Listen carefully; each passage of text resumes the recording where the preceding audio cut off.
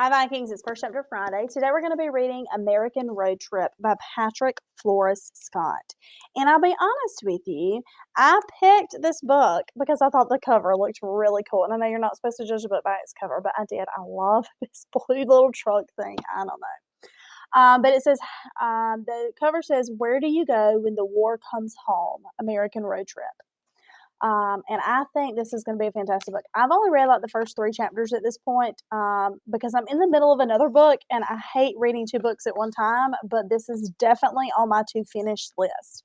Here we go. Chapter 1, Thursday, September 4th, 2008. Daylight creeps into the game cave. I turn to Caleb. "We played all night, man. We played all night." Caleb does not respond. His wide body is sucked into the sofa, long hair frizzling wild, eyes bugging on a flat screen, zombied out on too much Halo.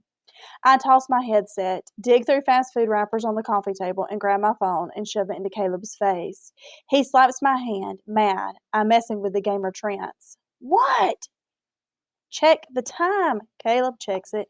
He wipes off his headset. "Don't tell me it's tomorrow." "It's tomorrow, Caleb." He drops his controller, hops to his feet. "You gotta get out of here." We sneak upstairs. Caleb opens the door. He rubs his eyes in the gray morning light. Second day, junior year. We're off to a stellar start. "Yeah, I say we're killing it. You're gonna try and make first period? I guess. I guess if my dad doesn't strangle me first. You better go, T." I hiked the sidewalkless residential streets of SeaTac, Washington, drizzle spraying my face, water sloshing through my shoes, a mile of dark, evergreen, tree-lined streets, shabby houses, beige apartments, barred windows, rusted cars on blocks. I arrive at my destination, but I can't go inside. I stand, stuck in the spot on the potholed road, soaking up rain to the rumble soundtrack of SeaTac Airport jumbo jets. They come, they go, they move in, they move out, and I cannot move. And I cannot stop staring at the dented up front door of a tiny falling down rental house, our tiny falling down rental house. And I can't stop thinking how we got here. How 2 summers ago we rode the happy housing bubble right into a bright blue boxy 4 bathroom house down in Des Monzos. My mom and dad's marriage needed a spark. My dad hoped a big new house would do the trick. And 1 year later, the housing bubble popped. The whole economy popped. Orders for Boeing planes slowed and way down. Hit the fabrication in Seattle where my dad machined airplane parts. My mom was a warehouse clerk, went belly up. Papa's fat union check was gone, and Mammy traded her living wage job for a part-time work at Walmart. And we went from being a family that didn't worry much about money to one that did.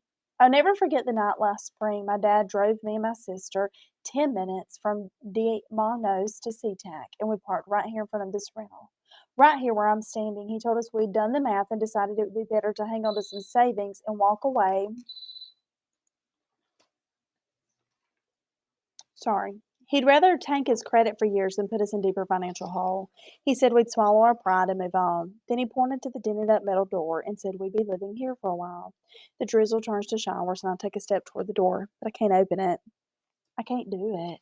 Because I can't stop thinking about my big brother Manny, and I can't stop thinking about us back when we were still living in our older house and the solid little house we all grew up in. The one where we still lived when Manny left us for Iraq. 4 years, every time I saw our front door, I'd had this hope he'd be inside when I opened it. My brother would be sitting there smiling at me like he never went to war. He'd be ready to toss a baseball, take me for a ride in his Mustang, fishing at the pier, Slurpees, double scoop cones, French fries, and homework help. I'd see that old door and I'd feel that stupid hope, but Manny's tours of duty kept getting extended, so I gave up hoping for Manny. And I settled for hoping that I'd walk in and catch my parents dancing or cooking together again, teasing each other like they used to do. Something would click, and then they'd remember how good they were before my brother shocked us with his big announcement. Spring of his senior year, Manny sits us down and tells us he's off to basic training right after graduation. He says he's been planning this ever since those towers fell a year and a half before. His mom flips. My mom flips. She tells him he can't go because he's headed to college. She tells him he can't kill people for the live war. That's what Mammy calls it. My dad, he gives Manny a back-pounding hug, tells him he's proud of him, and gives him his blessing. And that's the start of my parents fighting their quiet war at home. The front doors have changed since then, but Mamie and Pappy haven't changed. I'm soaked to the bone and freezing cold. I walk up, turn the knob, and push it into the messed up door. My big sister is sitting at the table, scribbling in her journal. Her purple striped hair and tattooed arms smelling like cigarettes and beer. She shakes her head at me back and forth, dramatic, fake parental, wagging her finger and then pointing at the spot on her wrist where her watch would go. I shrug my shoulders, making a pleading face, playing like I'm in big trouble, and she chokes back a laugh. I can't help but laugh out loud. She shushes me and leaves the room and returns with the towel, throws it at me.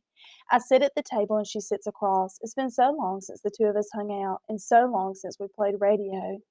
I raise my pointer finger in the air. My sister smirks and shakes her head no. I bob my head, oh yes, as she looks to our parents' room and mouths the word, it's too late.